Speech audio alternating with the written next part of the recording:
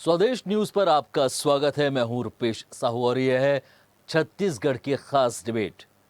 छत्तीसगढ़ का बस्तर, जो कभी नक्सलवाद के पहचान से जाना जाता था, अब विकास की नई कहानी लिखने की तैयारी में है। छत्तीसगढ़ के बस्तर को लेकर अब सियासत नहीं, विकास की बड़ी तस्वीर सामने आ रही है। मुख्यमंत्री विष्णुदेव साय ने दिल्ली में प्रधानमंत्री नरेंद्र मोदी और गृह मंत्री अमित शाह से मुलाकात कर बस्तर 2.0 का ब्लूप्रिंट सौंप दिया है, जिसके बाद ये माना जा रहा है कि बस्तर को केंद्र से स्पेशल पैकेज मिलेगा और कभी नक्सल प्रभावित रहे इलाके में अब विकास की रफ्तार बढ़ेगी।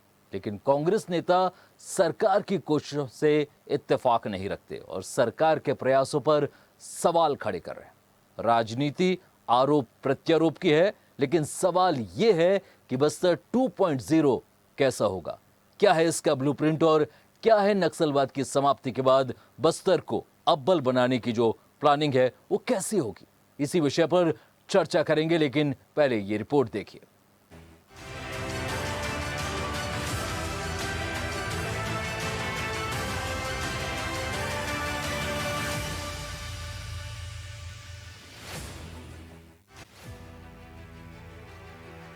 नक्सल की अंधेरी परछाई से बाहर निकलता बस्तर अब विकास के उजाले की तरफ बढ़ने लगा है। मुख्यमंत्री विष्णुदेव साय ने राजधानी दिल्ली में विजन डॉक्यूमेंट पेश किया, बस्तर 2.0। इस प्लान में 360 डिग्री विकास का खाका तैयार किया गया है। टूरिज्म में, स्टार्टअप में, इंफ्रास्ट्रक्चर, इनोवेशन और हर सेक्टर पर फोकस किया जा रहा है। सरकार का दावा है कि सड़क, बिजली, पानी, शिक्षा और स्वास्थ्य जैसी बुनियादी सुविधाओं को तेजी से मजबूत किया जाएगा। निवेश लाकर उद्योगों को बढ़ावा दिया जाएगा। साथ ही स्थानीय युवाओं के लिए रोजगार के नए दरवाजे खुलेंगे। ये दौरा सिर्फ मुलाकात नहीं, बस्तर की भविष्य की दिशा तय करने वाला कदम माना जा रहा है। इस दौर में बस्तर को सबसे तेजी से विकसित होने वाले क्षेत्र में शामिल करने की तैयारी है। प्रधानमंत्री नरेंद्र मोदी को बस्तर आने का न्योता भी दिया गया है, लेकिन विकास की इस विजन के बीच सियासत भी तेज है। बस्तर को लेकर सरकार के विजन से कांग्रेस नेता इत्तेफाक नहीं रखते। इन जिले के सभी पंचायतों को 1-1 करोड़ रुपए उनके विकास कार्य के लिए मिलेंगे। हो सके शायद इस राशि के लिए भी उनसे चर्चा करें और राशि की मांग भी करें, ऐसा हमें उम्मीद है। बाकी तो मुख्यमंत्री जी से आने के बाद ये स्पष्ट होगा कि इस राशि 22,000 करोड़ पे उन्होंने चर्चा किया कि नहीं किया। केंद्रीय गृह मंत्री ने कहा था कि 1 करोड़ रुपया दूंगा प्रत्येक गांव को। ये सार्वजनिक रूप से बोला है, कोई छुपी हुई बात तो है ही नहीं। ये राशि की मांग विष्णु जी ने प्रधानमंत्री से किया कि नहीं किया, और नहीं किया तो फिर आपके मिलने की कोई मतलब नहीं है। भाई केंद्रीय मंत्री, गृह मंत्री की याद दिलाओ, आपने घोषणा किया तो उतना पैसा दे दो हमको। तो वहीं बीजेपी ने कांग्रेस के आरोपों पर पलटवार किया और कहा, कांग्रेस नकारात्मक राजनीति वाला दल है। मेरा अभी अंदरूनी क्षेत्र में भी दौरा हुआ, लोगों में खुशी है और विश्वास है कि भारतीय जनता पार्टी उनके हमारे उन क्षेत्रों में डेवलपमेंट के काम कर सकती है और लोग बड़े आशा के साथ में उन कार्यक्रमों में शामिल हुए। मैं बिल्कुल इस पे बार बार निवेदन करता हूँ, चाहे जिस भी विषय को लेकर के भड़का रहे हों, चाहे जिस भी विषय को लेकर के विरोध कर रहे हों, उसको समझ कर करें। अगर कोई वाकई बात है विरोध करने लायक तो स्वतंत्र हैं, जरूर करें, अनावश्यक ना करें। देखिए बस्तर सेंसिटिव मामला है भाई, उसको समझना चाहिए। बस्तर, जो कभी बंदूक और डर की पहचान था, अब उम्मीद और विकास की नई कहानी लिखने के मोड़ पर खड़ा है। बस्तर 2.0 का ब्लूप्रिंट तैयार है, इरादा भी साफ है। मुख्यमंत्री विष्णुदेव साय ने दिल्ली में प्रधानमंत्री नरेंद्र मोदी और गृह मंत्री अमित शाह को 2.0 का ब्लूप्रिंट सौंपकर बड़े बदलाव की नींव रख दी है कि क्या ये प्लान जमीन पर उतरकर बस्तर की किस्मत बदलेगा या सियासत और फाइलों में सिमट कर रह जाएगा। Bureau report, Raipur.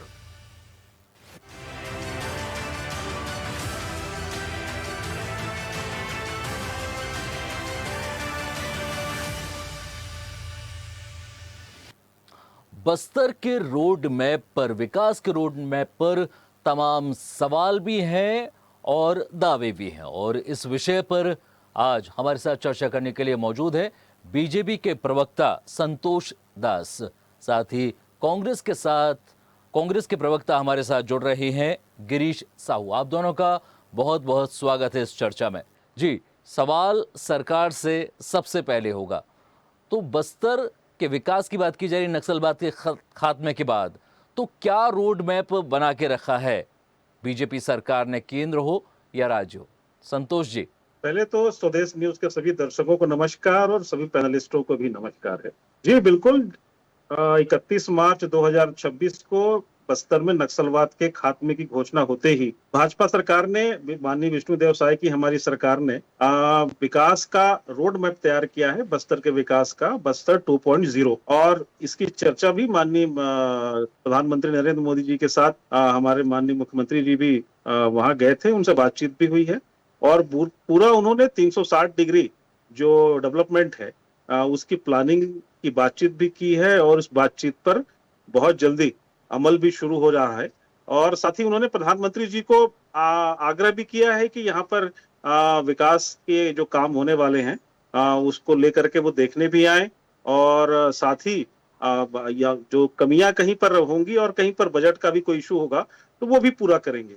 तो निश्चित रूप से बस्तर को लेकर के जहां तक विष्णुदेव साय सरकार का प्रश्न है, केवल 31 मार्च 2026 के बाद ही नहीं, उससे पहले भी मैं आपको याद दिला दूं, 13 जनवरी 2026 को रायपुर में एक विशेष रूप से माननीय विष्णुदेव साय जी की अध्यक्षता में एक बैठक हुई, और उस बैठक में बस्तर के विकास को एक उच्च स्तरीय बैठक में कैसे मिशन मोड पर कैसे हम बस्तर के विकास की कार्य, वही सवाल तो है कि तमाम बातें हैं, लेकिन धरातल पर क्या है, किस तरह की आपने डिजाइन किया हो, उसके बारे में जरा हमारे दर्शकों को बताइए कि डिजाइन क्या है आपका, क्या करने वाले हैं बस्तर में?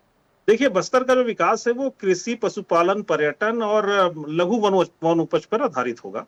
और अभी पिछली जो बैठकें हुई है उसमें 52,000 करोड़ की एक योजना है, जिसमें जो सितंबर 2025 में ही जगदलपुर में लागू हुई थी, जिसमें बस्तर के आर्थिक विकास को कैसे बढ़ावा देने के लिए हम सार्वजनिक बुनियादी ढांचे को कैसे मजबूत बनाने की दिशा में एक निजी निवेश को भी जोड़कर उसमें शामिल करते हुए बस्तर बड़ा सवाल, निजी निवेश आ गया तो गिरीश साहू जी, यदि बस्तर में, जगदलपुर में निजी निवेश आएगा, पीपीपी मॉडल आएगा, तो इसके क्या दुष्परिणाम हो सकते हैं? आप क्या कहना चाहेंगे इस पर? गिरीश साहू जी, क्या आपको आवाज मिल रही है हमारी?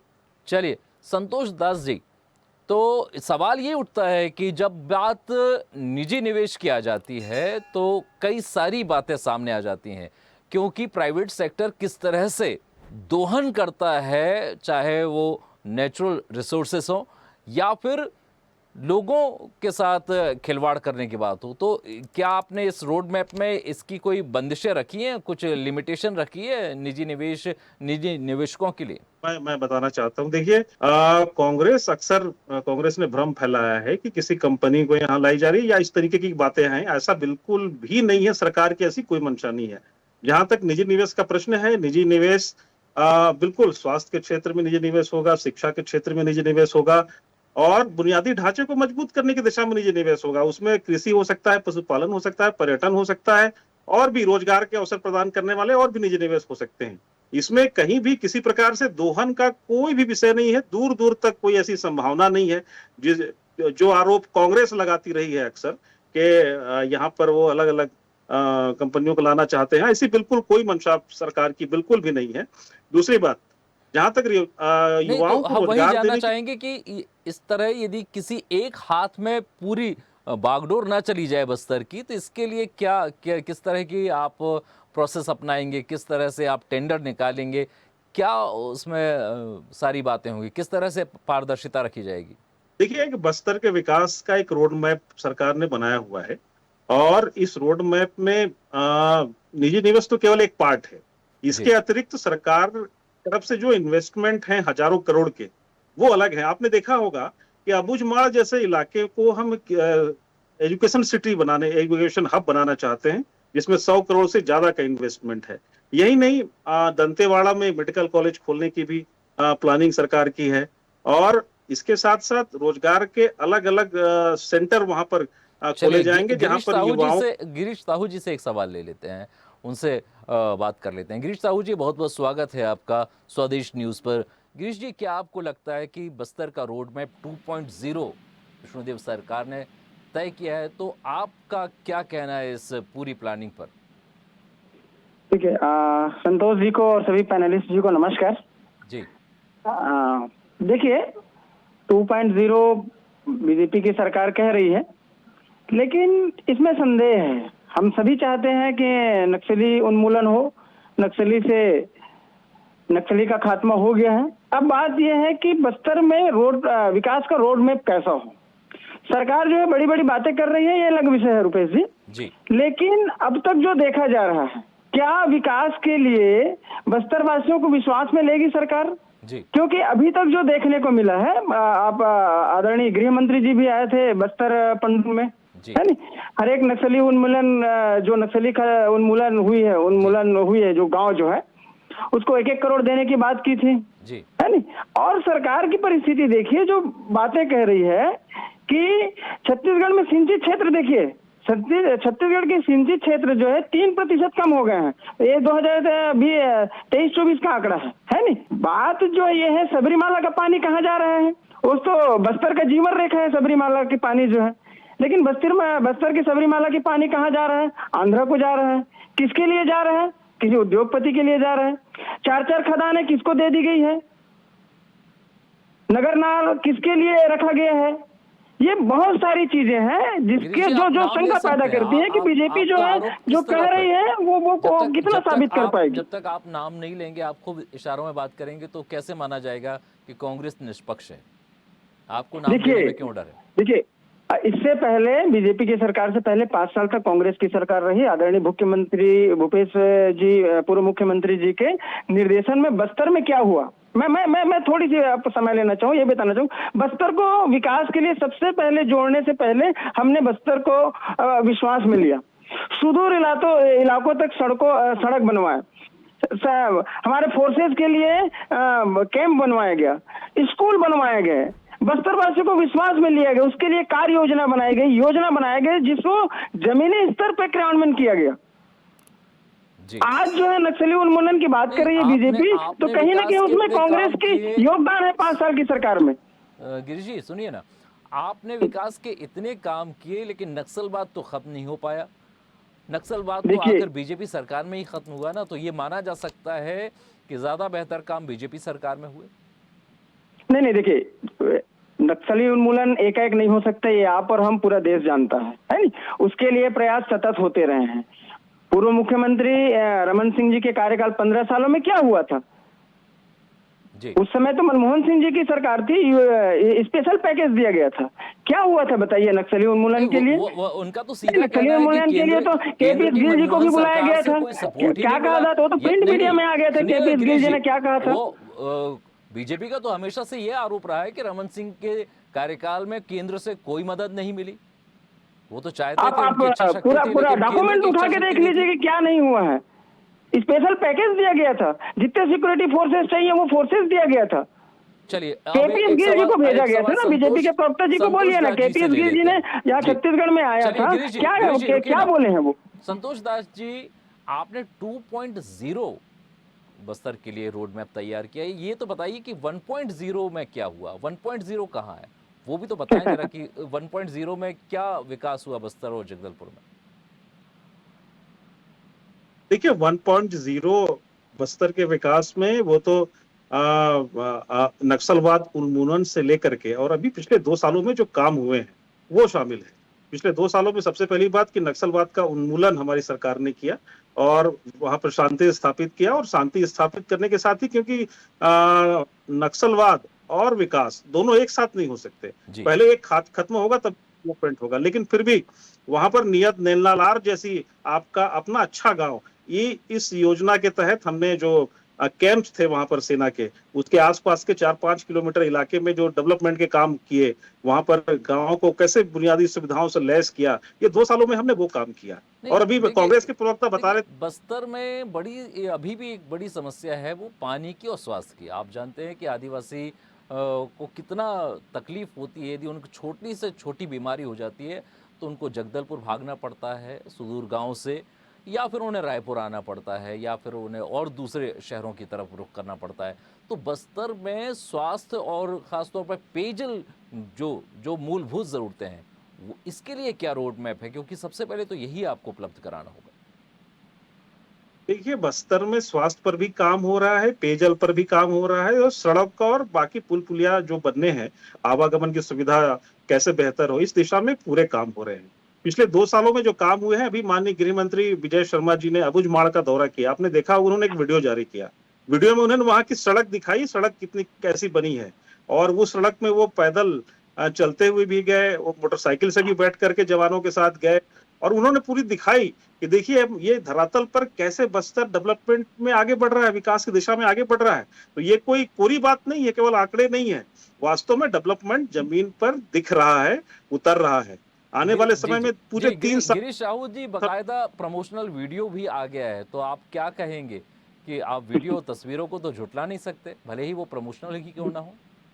देखिए रुपेश जी, आपने बहुत अच्छी बात कही कि बस्तर में अभी पेयजल और स्वास्थ्य की क्या स्थिति है नी? इससे पूर्व में हमने मेडिकल कॉलेज की प्रोविजन रखे थे, है नी? अगर पेयजल की बात किया जाए तो सबरीमाला नदी जो है वहाँ की जीवन रेखा है पानी के लिए, है नी? फिर वो आंध्र क्यों भेजा जा रहा है, किसके लिए भेजा जा रहा है? हसदेव में क्या हुआ पूरे छत्तीसगढ़ में देखा है सर। आप सवाल उठा रहे हैं लेकिन आप नाम भी तो नहीं ले रहे हैं। मैंने तो आपसे साफ कहा कि आपको नाम लेने में क्या तकलीफ है, नहीं, वो बीजेपी बताया ना, बीजेपी के आदरणीय प्रोफेसर संतोष दास जी बताया ना कि आंध्र में पानी क्यों भेजा जा रहा है, किसके लिए भेजा जा रहा है। मैं आपने तो अच्छी बात कही ना, पेयजल के लिए, स्वास्थ्य के लिए। हम तो यही बोल रहे हैं कि सबरीमाला की पानी कहाँ जा रहा है। लेकिन सवाल तो आपसे भी है ना कि आपको क्या तकलीफ है, आप क्यों दिक्कत है, आप क्यों नहीं नाम लेना चाहते हैं? नहीं, बिल्कुल हमें दिक्कत नहीं, हम तो सवाल से हम तो सरकार से जरूर सवाल पूछेंगे। अगर वहाँ पानी की दिक्कत है तो सबरीमाला की पानी कहाँ जा रही है, आंध्र में जा रही है, किसके लिए जा रही है? छत्तीसगढ़ में सिंचित क्षेत्र क्यों कम हो गए? ये हमारे सरकार के नहीं, इसी सरकार के आंकड़े हैं। हसदेव के जंगल में क्या हुआ, किसको दिया गया है हसदेव को जंगल को? बड़ा आरोप है कि 3% सिंचाई क्षेत्रों में कमी आई है, 3% की एक बड़ा आरोप है। और दूसरा आरोप ये है कि आंध्र प्रदेश को पानी दिया जा रहा है सबरीमाला का। इस पर क्या सफाई देंगे आप? देखिए, मुझे बड़ी हंसी आ रही है कांग्रेस के जो हमारे प्रवक्ता मित्र कह रहे हैं। और देखिए, ऐसा नहीं है कि ये सबरीमाला का पानी चला जा रहा है या ये, क्योंकि ये कोई विषय नहीं है। देखिए, और जहां तक खदानों का प्रश्न है, कई खदान ऐसे हैं, मैं तो कई सरगुजा रायगढ़ क्षेत्र की बात करूंगा, जो कांग्रेस सरकार में जो खदानें ऑप्शन में आई हैं मनमोहन सिंह के सरकार में, वो खदानें आज तक चल रही हैं। वो उन खदानों का ऑप्शन और उन खदानों के लिए भूपेश सरकार ने परमिशन दिया, वो एमओवी उन्होंने साइन किया।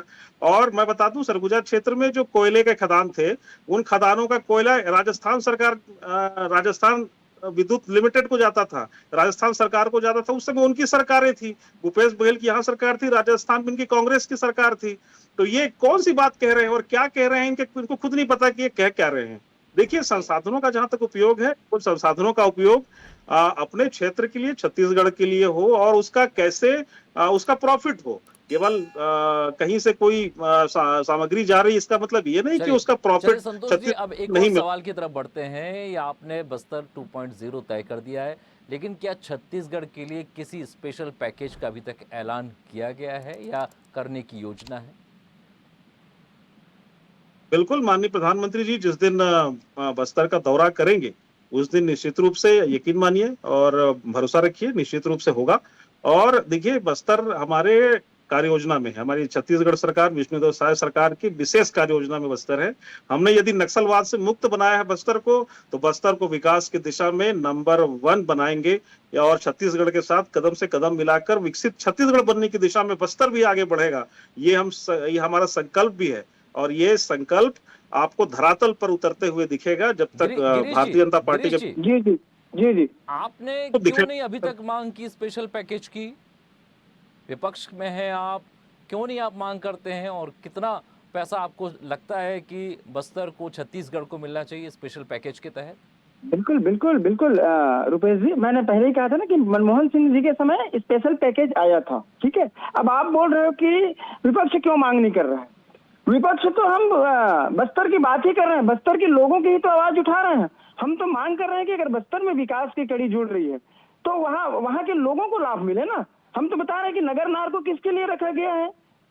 हसदेव का जंगल उदाहरण है रुपेश जी, हसदेव में क्या हो रहा है, उसके बाद अगर बीजेपी कहती है कि पैकेज मिलेगा करके, अरे अभी तक पंडुम के कार्यक्रम में आए थे आदरणीय आप बताइए ना हसदेव के जंगलों में क्या हो रहा है, क्योंकि गृह मंत्री पंडुम के कार्यक्रम में आए थे, गिरीश जी आप बताइए ना, आपने सवाल उठाया, क्या बताइए क्या हो रहा है हसदेव के जंगलों में, थोड़ा दर्शकों को भी पता चलना चाहिए। हसदेव के जंगल कैसे काटे जा रहे हैं, रायगढ़ में क्या हो रहा है, ये इसको और बताना पड़ेगा क्या बीजेपी के प्रवक्ता जी को? ये बड़ा सवाल है, देखिए ये बड़ा सवाल है, क्योंकि जो नक्सलवाद था उसकी पूरी धुरी ये थी कि वो जैसा है वैसा ही चाहते हैं छत्तीसगढ़ को। खासतौर पर बस्तर एक सघन वन क्षेत्र माना जाता है, भारत का सबसे सघन वन क्षेत्र माना जाता है बस्तर। तो आपको नहीं लगता है कि इसके जो इंफ्रास्ट्रक्चर है इससे छेड़छाड़ नहीं की जानी चाहिए, और जो भी काम हो विकास के वो इससे बाहर होने चाहिए, इसको ध्यान में रखकर होना चाहिए?